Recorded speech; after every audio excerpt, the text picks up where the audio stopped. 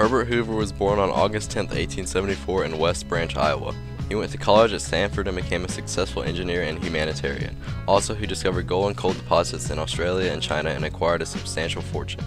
In 1920, however, Hoover conducted an unofficial and unsuccessful campaign for the Republican nomination for president. Warren Harding was nominated instead and later elected. However, Hoover accepted the role as the Secretary of Commerce and worked to reduce waste and eliminate bureaucratic inefficiencies. Hoover believed in a doctrine of associationalism, which is the voluntary association of bankers with bankers, farmers with farmers, manufacturers with manufacturers, and so on, regardless of factors of such nationality or region. He was convinced this would spur economic growth. These views, as well as his performance as a Secretary of Commerce and his international relief work, made him a prime Republican candidate for president in 1928. Quote, "We are near to the final triumph over poverty that ever before in the history of any land. The poorhouse is vanishing from among us. We have not yet reached the goal, but we shall soon, with the help of God, be in sight of the day when poverty will be banished from this nation," said Hoover in a speech before the election. Hoover won with 444 electoral votes as opposed to Alfred E. Smith's 87. Winning was easy for Hoover because the people did not want a change in the Republican government that they had had for the past decade. Hoover's 1929 annual address was very positive and focused on peace and prosperity. Quote, "I wish to emphasize that during the past year the nation has continued to grow in strength. Our people have advanced in comfort, we have gained in knowledge, the education of youth has been more widely spread, moral and spiritual forces have been maintained, peace has become more assured," end quote. However, later in 1929 the stock market crashed and Hoover could not believe it. The regulationless American banks and the overexpansion of companies were the cause of the stock market crash. The country was then plunged into a Great Depression.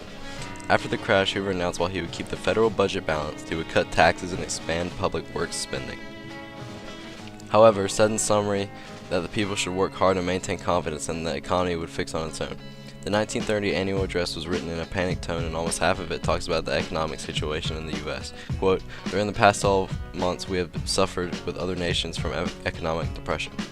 Over the next year, more and more people lost their life savings, jobs, and homes. Many people were forced to wait in bread lines for food and live in shanty towns known as Hoovervilles, as Hoover seemed unable to respond." Hoover vetoed several bills that would provide direct relief to struggling Americans. Hoover insisted the poor not be helped because he feared that giving too much aid to the poor would corrupt their character and make them permanently dependent on the aid. He was inclined to give indirect aid to banks or local public work projects, but he refused to use federal money for direct aid to citizens, believing that it would weaken public morale. Instead, he focused on volunteerism to raise money. Hoover's opponents saw him as uncaring towards the common citizen. Opponents in Congress painted him as a callous and cruel president. The Depression worsened through Hoover's term in office, and critics increasingly portrayed him as indifferent to the suffering of the American people. By the time of the 1932 presidential election, Hoover had become a deeply unpopular figure across most of the country. During his re-election campaign, Hoover tried to convince Americans that the measures they were calling for might seem to help in the short term, but would be ruinous in the long run. During FDR's Democratic campaign during the 1932 election, he promised a New Deal that would involve signing a number of groundbreaking laws to fix the depression the country was in. New Deal bills supported direct federal aid, tightened government control over many industries, and avoided volunteerism in favor of deficit spending, all in hopes of jump-starting both consumer confidence and the economy. Hoover opposed this greatly and supported the anti-New Deal.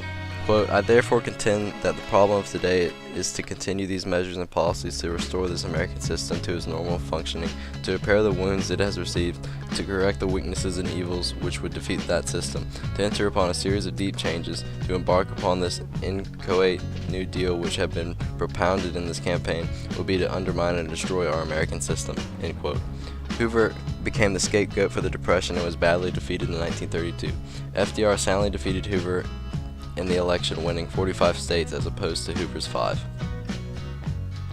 After successfully taking the role of Secretary of Commerce, Hoover was once a prime candidate to be our president. However, today we look back and consider Hoover one of the worst presidents to ever run in office, and for good reason. He failed as president to lead the U.S. during the Great Depression, had little care for the citizens, and turned all his attentions towards banks and work projects, and still failed to help them out during one of the hardest times in American history. In the words of historian and social critic Arthur Schlesinger Jr., he was, quote, "a man of high ideals whose intelligence froze into inflexibility and whose dedication was smitten by self-righteousness."